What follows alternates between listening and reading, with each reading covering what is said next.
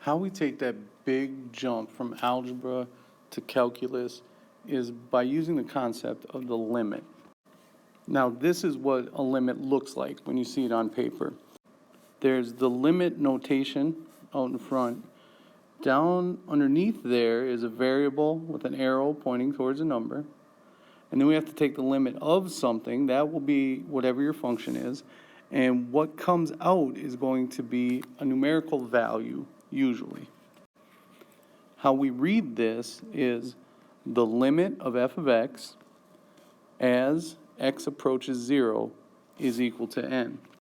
So one more time, it's the limit of f of x as x approaches 0. But really, what does this thing mean? So here I have a function.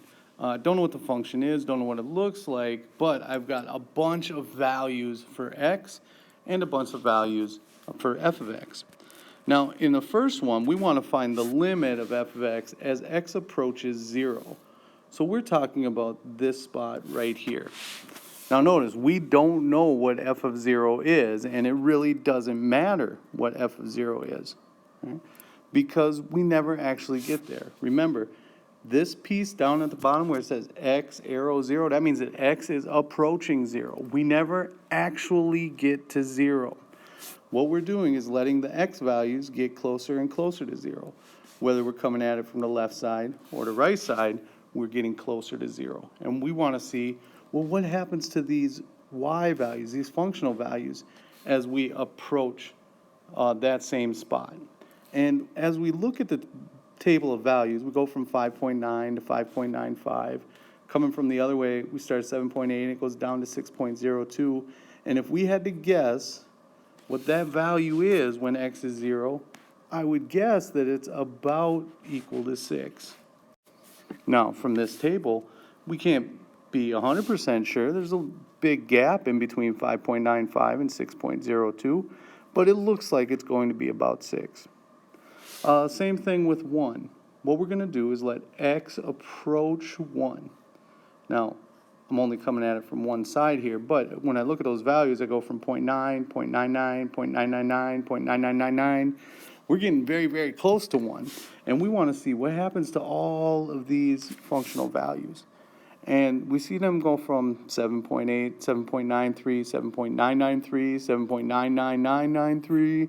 And we can imagine that as we get closer and closer, we would just keep putting 9s in between that 7 and that 3. All right?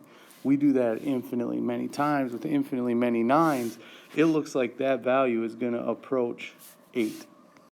The big idea about a limit is that when you're dealing with limits, you never actually get there. The x is approaching 1, but it doesn't actually get there. And the functional value is approaching 8 right here, but it doesn't actually get there. All right? That's going to be very important for us in a lot of functions. For instance, g of x being x squared minus 1 over x minus 1. If I graph it on my graphing calculator, it sure looks like a line. But if I were to zoom in, what we notice is that when x equals 1, we have a hole right here, which makes sense because looking at its domain, x does not equal 1. That's why we don't want to actually get to 1. We want to look at the limit as we approach 1. What do we expect that value to be for g of x as x gets closer and closer to 1? Because we can't actually use 1. And what we do is we look, when x is 1 right here, we expect that functional value to be 2. So we would say that that limit is 2. Later, we'll get into some algebraic ways that we can manipulate g of x to show that that limit is going to equal 2. Today, we want to just be able to look at tables or at graphs and be able to identify the limit. Here, let's let h of x be the fraction x over square root of x plus 1 minus 1. And the first thing we want to do is to identify the domain. Now, when I graph it, we get this curve here. Starts at -1, and it's going to curve, but there is actually a hole right here when x is equal to 0 as well. So we would say that the domain is all the x's going from including -1 up to 0. We can't include 0. And then it's going to be everything from 0 up to infinity. Now the limit I want to find is the limit of h of x as x approaches 0.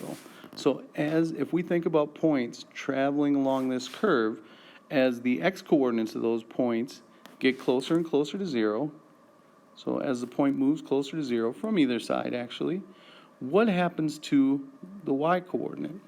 And just looking at the graph, it sure looks like the answer again is going to be 2. Now it just so happens that these two examples had limits that were equal to 2. They're not always equal to 2.